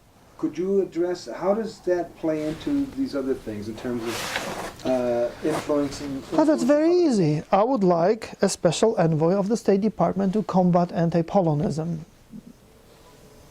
And I'll tell you this, I have a boy at the State Department. He has a family, and he's from Michigan, and or maybe Minnesota. Anyway, has a family to support. So he told me if I got him 150,000 minimum a year, he can quit his job at the state. He knows everybody in this town and everything. And he can be the Polish lobby, meaning not for Poland, but for you guys, for Americans of Polish descent. And perhaps the budget would have to be 2 million a year. He'd have staffers. So the Polonia can't even pull that off. And I'll give you another example. Someone complained to me from Chicago that Americans of Polish descent, Polish Americans, were getting no respect. And just complained bitterly how they are never noticed, politicians don't pay attention to them. And I said, well, you have to hang out with the right people. Oh, we're never invited to anything. Oh, this person and his friends are very wealthy. They're not Forbes 400, but a little bit below. So it happened that the following day, I got a phone call from the White House. We have an unexpected opening in Chicago. The president will be there at a dinner, and there is a table available. So I gave the names of 2 people who were moaning to me, they received a phone call. It's a $10,000 a pop chance to sit next to the president and ask him, Mr. President, we contribute, we support you, how about fixing this for us? There were no takers, which means they do not understand the American system. Those are people who can drop $40,000, because 3 months later I met them when they moaned to me about that dinner that they did not attend, but they also bragged about their new Rolex or whatever watch. Well, how would this special envoy, in your view, affect Poland? She's telling me she's actually involved. She is everywhere. Anything that has to do with anything Jewish, she's there.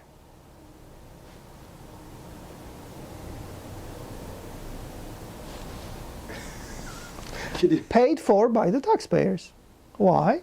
Because a section of the taxpayer community cares about it. Would you like to have a Polish-American envoy like this? That's very easy. We're talking consistently donating maybe $20–30 million to political campaigns, having a lobby that will push it through. I can help you do it. Now, you see, you're laughing, but I'm earnest. This is not a joke. It's not a big deal. The Polonia is. Do you know? I think the Poles after Japanese Americans are the highest savers. This is official banking data. They're rolling in dough. Who is the Americans of Polish descent? They're rolling in dough. I find it hard to believe, but okay. They're rolling in dough as far as savings are concerned. They're a very, very wealthy group. My uncles all worked in the factories. So Good. But maybe they did save. Well, the house ownership is one of the highest indicators of that, and they pay off their houses. Oh yeah. Okay. And also increasingly college educated. That may be. But they get indoctrinated by the leftists. So. Could you address the deep anti-Polish prejudices that afflict America's intellectual circles? Could you address that and why? Well, anti-Catholicism is the anti-Semitism of the intellectuals. That's number one. Number two, haven't you ever heard about a stupid Polak? Well, that's one of the last prejudices you can express. I'll give you an example. After J.T. Gross published one of his fantasies, the alumni magazine of Princeton carried a letter by a professor of physics or chemistry who said, you know, my entire life I was embarrassed of my grandfather, who ripped into the Poles. I mean, if I heard anybody talking about the blacks like that, I'd punch that person out. And I was always embarrassed. But now, thanks to J.T. Gross, I understand that my grandfather was right. This is a Princetonian writing in the alumni magazine of Princeton. That's how deeply ingrained at the top, in Ivy League, the prejudices are. I'll give you another example. When I was at the University of Chicago, I was researching for my dissertation. Columbia paid for anything I did. I was at the law school. I'd sit in on classes, listen to moot court. I'm a member of the Ancient and Honorable Edmund Burke Society, which is a debating society. I'm an honorary member. Ask me why. I can't afford their dues. So they made me an honorary member. So to make small talk, my friends in the society, who are crème de la crème, would say, when they first met me, oh, they wanted to be nice, so they would say, our cleaning lady's Polish. I was on Martha's Vineyard with a girlfriend at that time, at her girlfriend's place. And Valerie is an ultra-wasp. Her ancestors founded Harvard, blah, blah, blah, blah, blah, blah. After the day we spent together, Valerie says, oh my God, Marek, you're so cool, but you're Polish. I said, I don't understand. She said, you know, Polish people in America are not cool. I said, how do you figure? And she couldn't explain it, so she says, we came on the Mayflower. And I said, Valerie, my family had their own boat at that time. Just as you're asking me what deeply ingrained prejudice. I told you the anecdote about my sister and her professor. I can multiply. There is a book by Danusza Goska,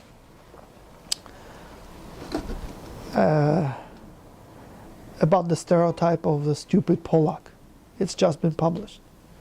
There is a book about Hollywood and the Poles by Professor Biskupski.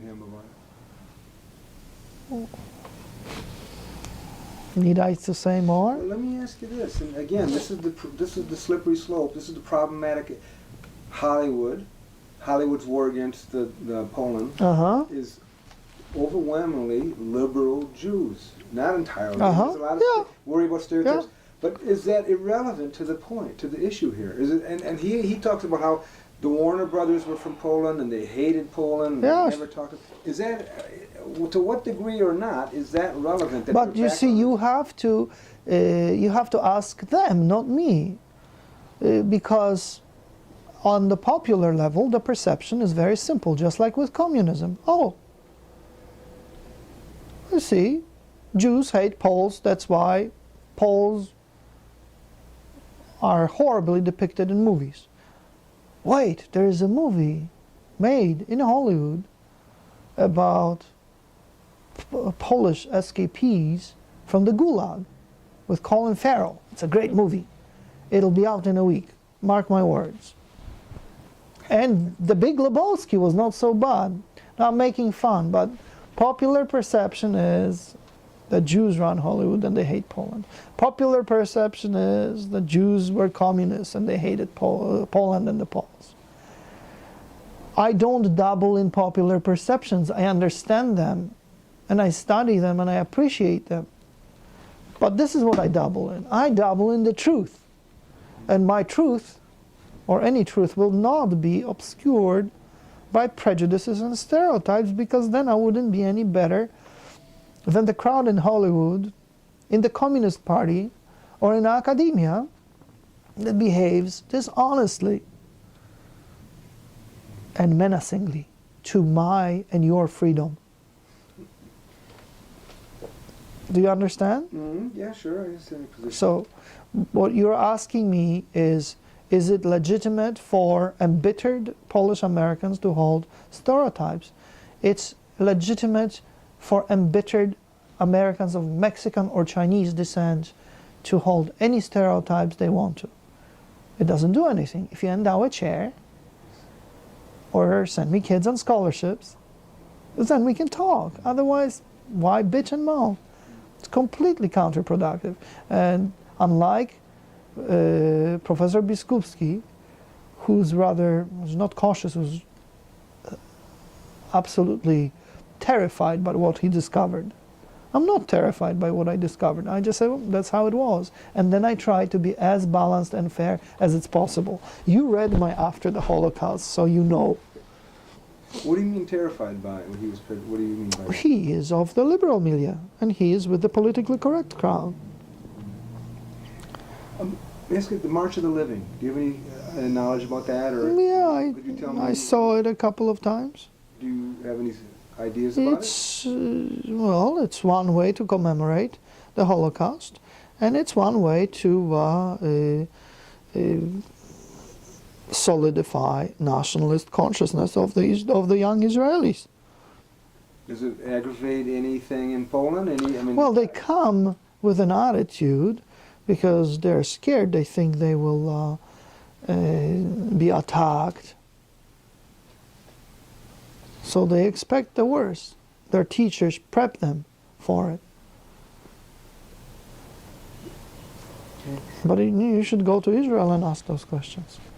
I have been to Israel. Okay. I had a Fulbright there. There you That's go. one of the reasons I'm here, because what I discovered in Israel. I was there. And I also photographed. I videotaped the March of the Living in Poland. I actually did it when I was there. So I've been around. One year I remember the kids partied like crazy and demolished hotel rooms and called in hookers and stuff like that. 2 years ago or 3 years ago, that was covered up quickly. It only made the local press. The kids are kids. Anti-Christian or anti-Catholic prejudice on the Jewish side. What can you say? Well, you have to talk to the Jewish side once again. If I'm a Hindu, well, of course, a lot. I'll give you an example. Emperor Charles, this was in the 14th century, Prague, built a cross on the bridge spanning the river. And it was reported to him that Jews walking by would spit at it. So the emperor had to post guards, and guards would arrest Jews. And obviously such sacrilege called for a death penalty. The emperor didn't want to be harsh, so he called in a rabbi and said, "What can we do?" He said, "Well, why don't you include Hebrew symbols for God on the cross? Yahweh," which was also illegal to write, but he did. So the spitting stopped. It's not an apocryphal story. That's pretty funny. Yeah, well, I mean, there are enough prejudices. The question is what you're going to do about it. You, when you are serious about your religion, does it mean that you're called upon to persecute other religions? I, myself, am a Catholic, so I can say, "Oh, you missed the boat. I feel sorry for you." That's the extent of my reflex, because I believe in free will. Your free will can dictate to you that you can come to us. Then I'll welcome you. If not, but you see, this is just me. My feudal prejudice. I love all my children, no matter what they are, Muslim or Hindu or whatever else. But that's feudalism. Could you discuss, you mentioned it somewhere, the Jewish capitals, the Judenrat, the less than... Judenrat. Okay. Yeah. The groups in the Jewish community who are less than perfect in their actions and so forth, but you never hear about them. Although the Poles... Well, specialists do. The Poles mostly hear about stereotypes. There's certain topics have been understudied. For instance, the Jewish ghetto police. Sometimes they crop up, like in The Pianist. But other things are also understudied. Take The Pianist. Do you remember what one of the underground contacts told the pianists as they were about to meet with one of the top underground leaders? He said, "This guy is not a left-wing Jew." Zionist revisionists. Zero about them. Why? Because they're radical nationalist far-right Jews. Does that fit into the stereotypes? Who hated the communists? And they were actually the most dynamic and brave force during the Warsaw Ghetto Rising. But you hardly have anything about the Zionist revisionists.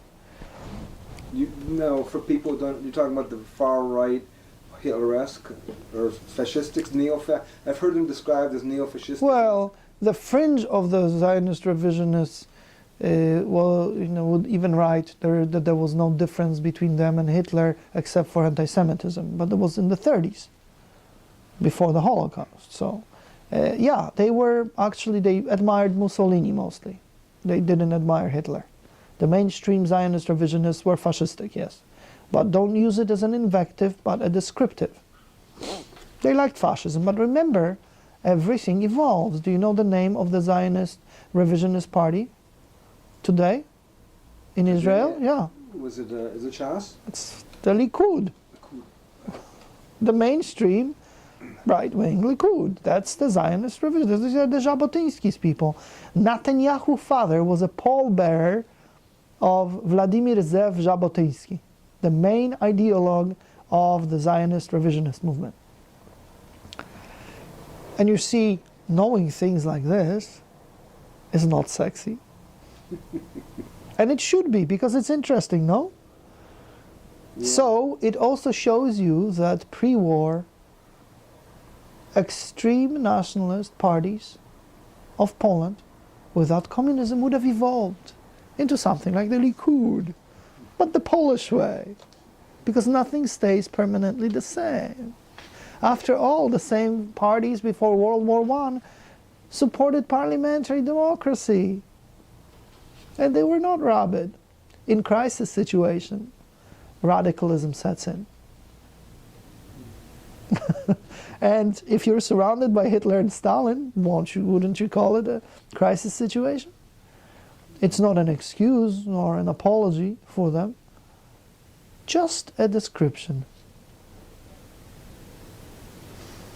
You allude to those who accuse of a Polish anti-Semitism, a racist pathology without any rational basis. That's yes. Could you elaborate on that?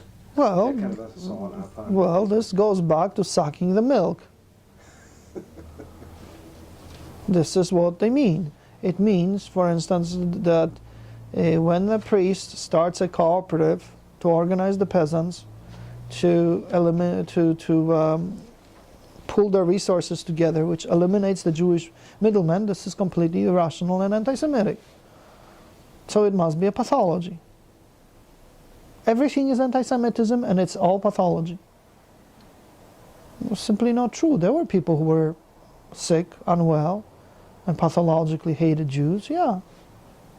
But most anti-Jewish measures had, for better or worse, a variety of what appeared to the authors rational justifications behind it. It's tantamount to saying that any critique of Israel is pathological. Well, there are people who almost say it's yeah, of course they do. Yes, they say it's anti-Semitic. Of course they do. But it's a cop-out. Could you elaborate on that? Well, I'll tell you an anecdote.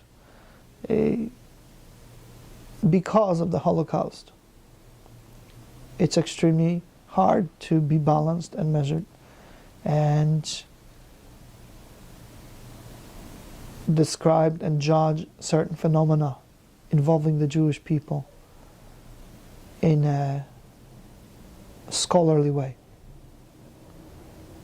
It's no longer permissible. And it's no longer permissible to even inquire into certain phenomena. But without an inquiry, we really don't know what we're standing on. So here's my anecdote.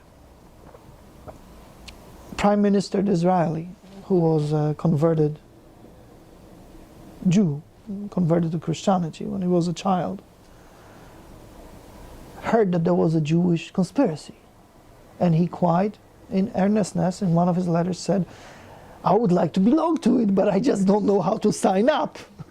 And he wasn't kidding.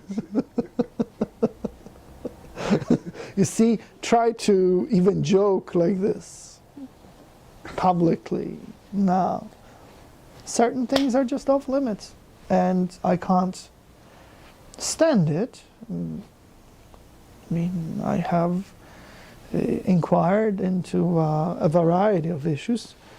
It's just my work on Jewish-Christian relations, on communism and various extremist movements have resulted in a lot of bad press for me and a lot of grief. It will not be the same all the time because everything changes. Pantarei. You think there'll be an opening up on? Of course, mentality changes, culture changes. Just nothing happens overnight. Was there an implicit censorship here? What's going? How would you define the kind of wall against what the inquiry you're talking about? Well,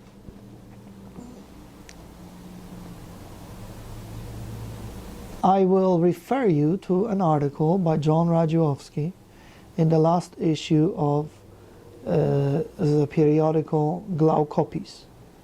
I think the English version is online. If you have time, it's about 12 pages of what he described as persecution of me. And I was laughing at it, and I said, well, if you wanted to publish it, then you can publish it. But for instance, Professor Wrubel of the University of Toronto called my publisher to tell him that my dissertation, Columbia University dissertation, which was about to be published as Between Nazis and Soviets, was anti-Semitic, which meant that the publisher almost dropped it. It took 2 years longer for the book to be published. Then another professor, Anthony Polonsky, called the University of Virginia to tell them to fire me. And he's a very well-respected, tolerant, liberal, open-minded fellow, etc., etc.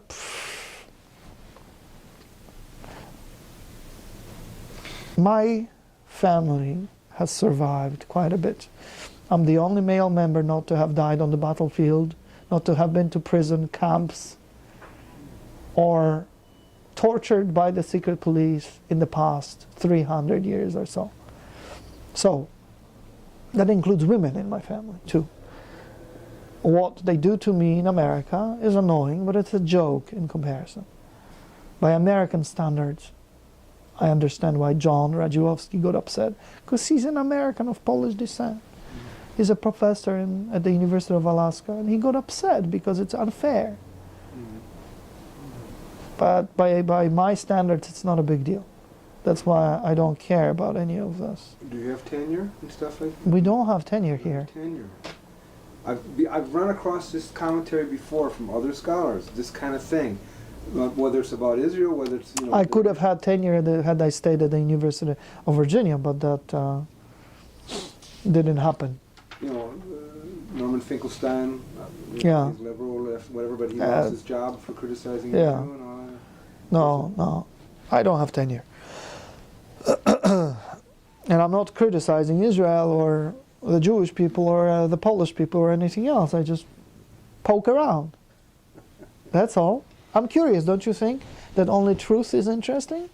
100%. Yeah. That's why I'm doing what I'm doing. Finkelstein is a propagandist, and he does it because it fits his leftist agenda, not because he wants to stick it to the Jews. He dislikes the Jewish establishment, in particular nationalists, the Zionists, and he dislikes crooks. So you dismiss his Holocaust industry book? I dismiss his Holocaust industry book. I dismiss it as industry. I don't dismiss it as individuals being disingenuous. For instance, I know that Southern Poverty Law Center consistently indulges in scaremongering and has no credibility, therefore, among the fair-minded, but it helps them fundraise. And it's not just me, it's any number of things. What about restitution? The two Property restitution. I wrote a chapter in a book called Poland's Transformation. I wrote with a friend of mine from the University of Chicago Law School. I wrote a chapter on the question of property restitution. Per the Jewish community? No, just in Poland as now. It also concerns Jewish properties, but just a question of you cannot restore property to one group. That would be discriminatory. If there is property restitution, it should be across the board. Does that exist? No, of course not. The communists stole whatever they could, and that's the only privatization that took place. Well, the commentary I got from one of the Gypsy, the Roman scholars, was that the Gypsies have gotten virtually nothing ever. They didn't have anything in the first place. Oh, well, okay. The Jewish community, he argues the Jewish community has the power, the wherewithal, the economics, all that. So, they're getting. Why don't the Roma get together and agitate among the Gypsies? Now it's sexy to be a minority, and pass a law. There's no issues then? The restitution is just as far as the Jewish community? Is there any over-pushing? Is it any animosity? The Jewish community, the Catholic Church received quite a bit of properties back. Based upon that statute in the Polish law, other religious communities can also apply. So Jewish community, religious community properties have been returned to rabbis and Jewish community boards, etc. But it's Jewish. Now it's a question of Jewish community, Jewish individual property treated collectivistically. What does it mean? You, as the head of, say, the Jewish World Congress, will claim on behalf of all the Holocaust dead to be their heir. That's bizarre. It's not in congruence with Roman law, American law, or Polish law. That's a completely different story. If there are descendants of property owners, then I can pull out a sheet of paper and rattle off 5 miles of properties which my family owned alone in central Poland, what is now Poland. What of the estates that Catherine the Great confiscated from my family in 1772? What of the estates my family lost in 1830? What of the punishment, including monetary punishment, for us participating in the Kościuszko insurrection in 1794? In other words, whom do I sue? Putin? Or maybe I should speak for all the nobility. Wait a minute, I'm 1/4 peasant, so maybe I shouldn't. Oh, on that note, maybe my 1/4 should sue and persecute the rest of me for having persecuted my 1/4 in the past. That's just, no, this is insanity. You mentioned that since 1999, the government of Poland has mandated the teaching of the Holocaust in all Polish schools? After 1989, it entered the curriculum. Finally, there was hardly anything on this. Why? Why did this happen? Because the communists eliminated, after 1956 or so, the communists eliminated almost entirely, in particular following 1968, the Jewish suffering from school curriculum, and afterwards it was restored. But now the liberal government has been dropping, like in America, George Washington and everything else. However, the Holocaust stays and is more than developed in the curricula. Is there any controversy about that? Is it Yeah, mandated? moaning, the usual. Don't look at me. Do you endorse it? Is that a good What? idea? Teaching the mandated Holocaust teaching? No, mandated anything teaching. Everything is mandated. The kids don't want to learn anything. They want to hang out on the beach. Well, is this a factor? I guess what I'm getting is this a factor of the Jewish community effort to get out their ideas about Not this? in Poland. I think the liberals introduced it, and then the Jewish community, of course, likes it, but it's minuscule. It's a part of the liberal worldview. It's a part of what is permissible to lament about. Do you have any perspective on the Auschwitz cross controversy a few years ago? Do you have any? Yeah. Could you summarize what the Yes. essence of that? Well, I'm not bothered if someone prays at all. And the way it was handled was extremely unsophisticated. I didn't appreciate it. There were Christians who died on that spot.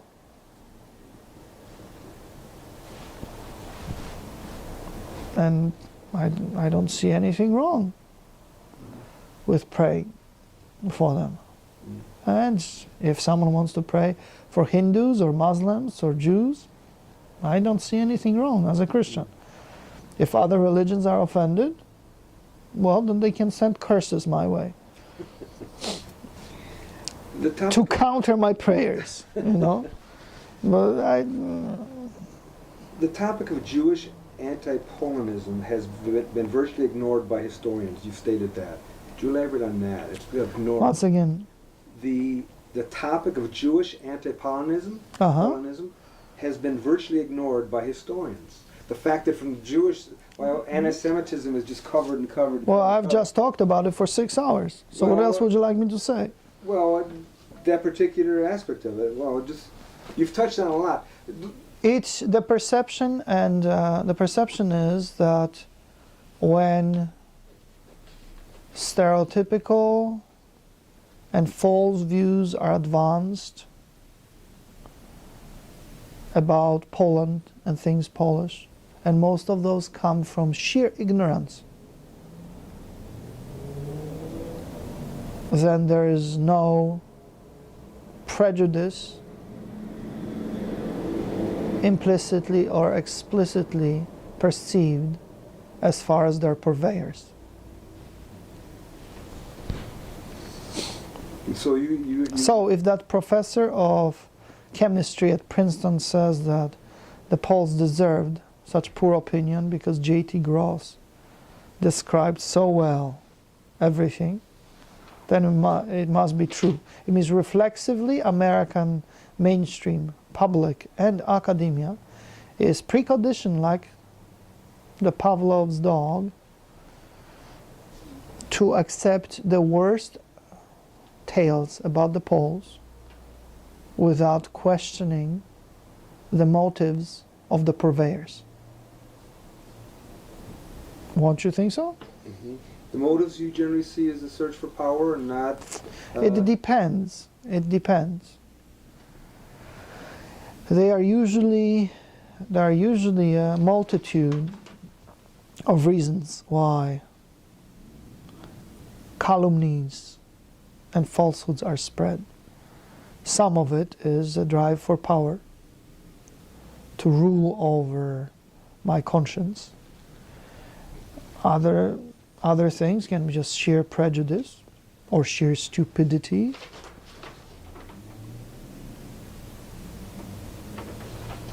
Or sheer ignorance. Or lack of professionalism. Remember that the leadership of the countercultural revolution likes clones, and the clones do not need to have anything but obedience. They don't need an imagination. They don't need an inquisitive mind. So they just repeat, rattle off what they heard and pass it on. Sometimes in books one reads, you see the same falsehood replicated several times. You go back to the source and you say, aha. So they don't question authority. Any examples? Okay. About that? I read about a Jewish man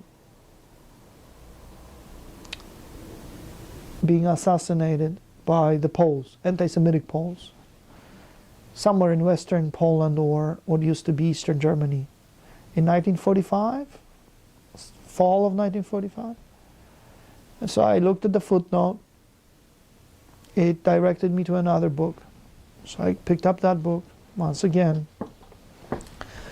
an anti-Semitic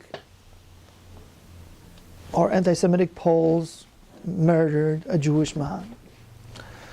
Then I picked up a third book, which was referenced in the footnote, and it said, gave us more details. The Jewish man was a Red Army guy. 45 Poland, I'd shoot him myself. Had nothing to do with anti-Semitism. Everything with the Soviet occupation of Poland. But you see, I had to dig through 4 books to get to the bottom of it. And in your experience, you found a lot of this, right? That's one of your premises? Yes. Well, you read my book. Do you think I made it up? And most of it is Jewish sources. But when primary sources are processed, Jewish primary sources are processed by leftist scholars, that what comes out is sheer prejudice, oftentimes. They're not solid. They have to be checked and cross-checked. And then, just because a third-hand witness heard something 5 years after the fact, you don't leave that tidbit untested. You have to move your butt, hit the archives, and check it out. Don't you think so? Isn't it how scholarship works, or should work?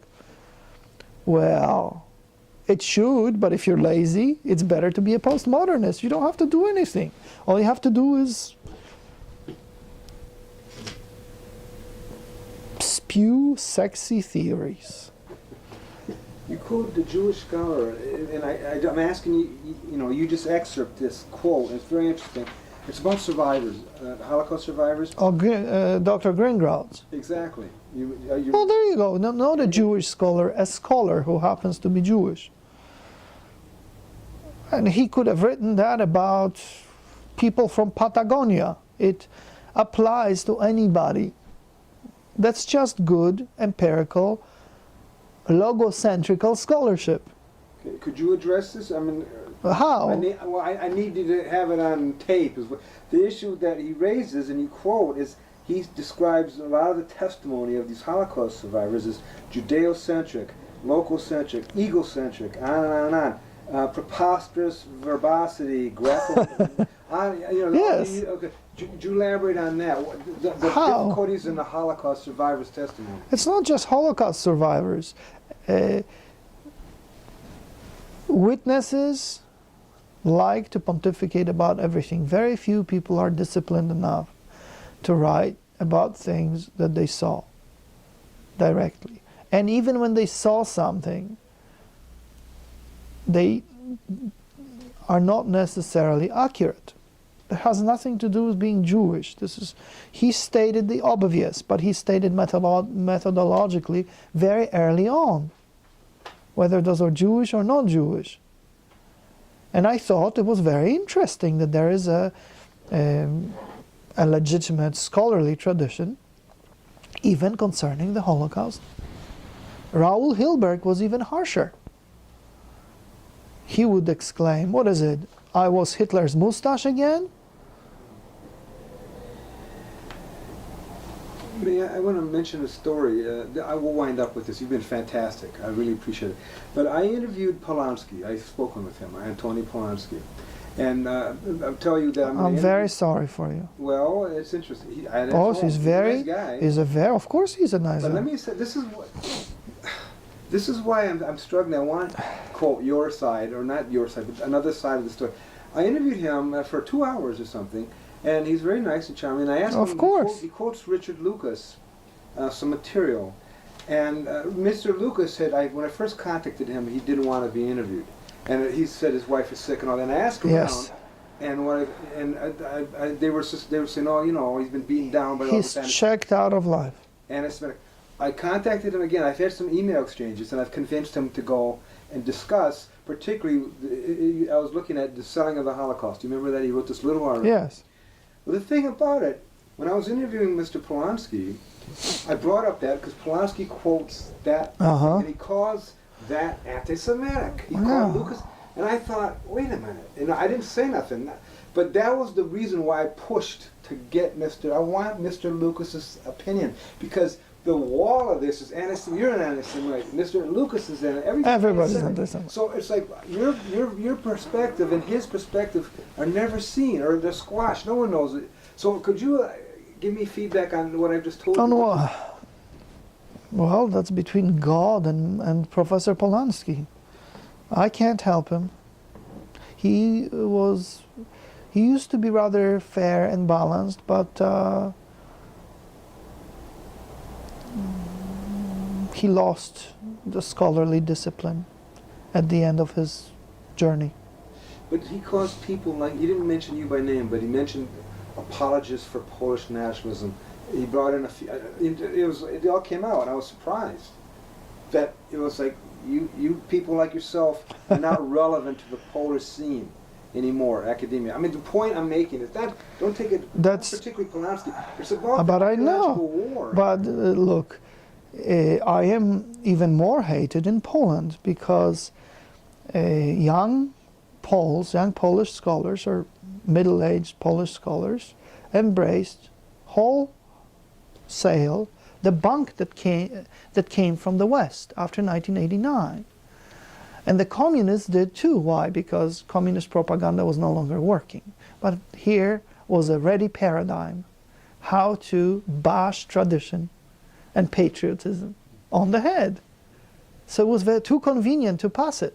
And the young would like to be sexy, they would like to be invited to conferences, they would like grants and scholarships, they would like to be published in English. So you think that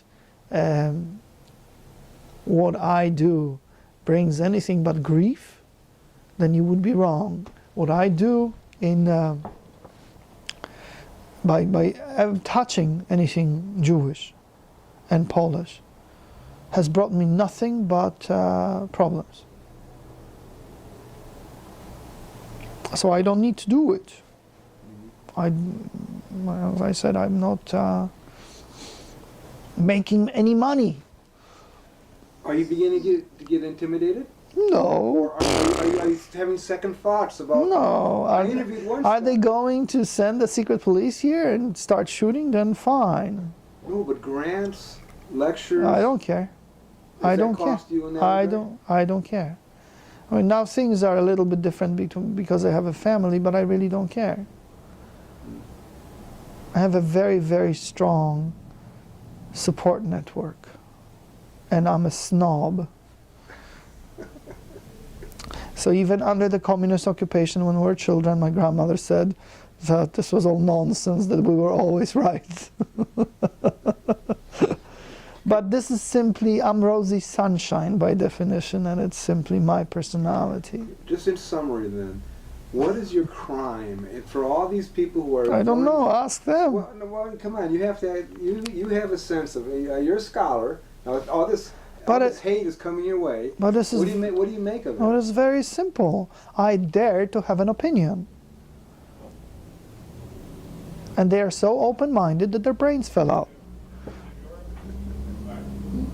That's the definition of liberalism. Everybody is entitled to their opinion. So you distance yourself from the issue of their Jewish identity, and you're focusing on the idea of their liberal. I don't even know who and who's not. Mr. Vrobel, is he Jewish? I have no idea. You don't know him? I know him, I've met him. He's a leftist. Okay. I know Anthony Polanski is Jewish, but so is Herb Romerstein, you know. All right, you've been fantastic. Yes.